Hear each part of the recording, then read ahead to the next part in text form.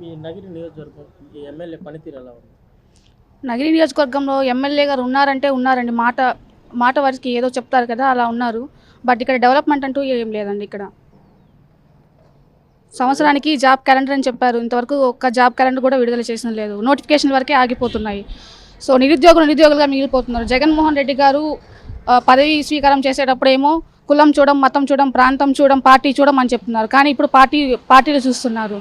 వాళ్ళ వాలంటీర్స్ అంటే వాళ్ళకి ఎవరైతే ఓట్లు వేస్తారో వాళ్ళ వరకే వాలంటీర్స్ జాబ్స్, సచివాలయం జాబ్స్ ఇస్తున్నారు. నిరుద్యోగులుగానే మిగిలిపోతున్నారండి ఆంధ్రప్రదేశ్లో. నగిరి నియోజకవర్గంలో రోజా 2 సార్లు గెలిచింది. ఈ 2 సార్లు గెలిచినాక ఎంత అభివృద్ధి జరిగింది? అభివృద్ధి అంటూ ఏం లేదండి. ఫస్ట్ టైం గెలిచినప్పుడేమో జబర్దస్త్ షోకే మిగిలిపోయింది. సెకండ్ టైం గెలిచినప్పుడు ఫారిన్ ట్రిప్స్ చేసుకుంటున్నారండి. అభివృద్ధి అంటూ ఏం లేదు ఇక్కడ నగిరి నియోజకవర్గంలో. ఎలా ఉండబోతుంది? ఎలక్షన్ రాబోతుంది. మీరు ఎవరు గెలిస్తే బాగుంటుంది అనుకుంటున్నారు ఈ నగిరిలో? నగిరి నియోజకవర్గం మొత్తం కూడా ఒకే వాయిస్ ఉందండి. మొత్తం కలిపినా కూడా మొత్తం ఒకే కంటపై నిలబడి ఉన్నారు, ఒకే మాటపై నిలబడి ఉన్నారు. ఈసారి నగిరి నియోజకవర్గంలో గాలి బాలప్రకాష్ అన్న గారు భారీ మెజారిటీతో గెలవబోతున్నారండి.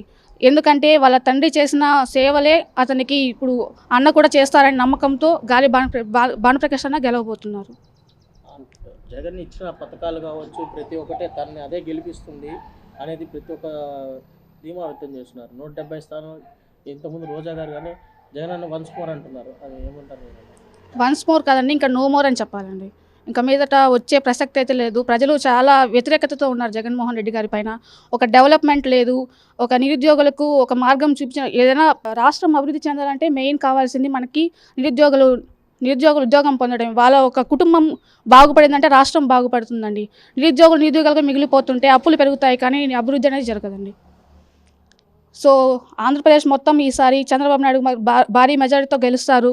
మా నగిరి నియోజకవర్గంలో గాలి భానుప్రకాష్ అన్న గారు భారీ మెజారిటీతో గెలవబోతున్నారండి.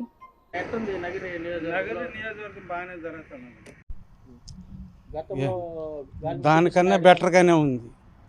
గతంలో కన్నా బెటర్గానే ఉంది. ఆయన ఇవ్వాల్సిందంతా బాగానే ఇస్తూ ఉన్నాడు. ఏదో లక్షణంగా గెంజి తాగుతా ఉన్నాం, ఇబ్బంది లేదు. అది మన చేతల్లో అయితే లేదు కదా సార్. అదంతా బాగానే ఉంది. అది మన చేతల్లో లేదు కదా సార్. మనం ఎట్లా చెప్పేస్తామో చెప్పు. ఇప్పుడు బాగా చేసిన వాళ్ళు గెలుస్తారని చెప్పలేము, బాగా చేయలేని వాళ్ళని గెలుస్తారని చెప్పలేము. అది భగవంతుడి నిర్ణయం. దాని మీద కన్నా ఇప్పుడు బెటర్గానే ఉంది. మాకేదో బేదా బెక్కికి బాగానే చేస్తున్నాడు. అది మాటకి నేను గ్యారెంటీగా చెప్తున్నాను. నెలకు అందుబాటులో ఉంది. నెలకు 2 నెలలకు 2 టచ్ అవుతుంది. అందుతున్నాయి. తీసుకొని లేదంటే అది కళ్ళు పోతాయి సార్. తీసుకుంటున్నాం, ఏదో జరుగుబాటు జరుగుతాం.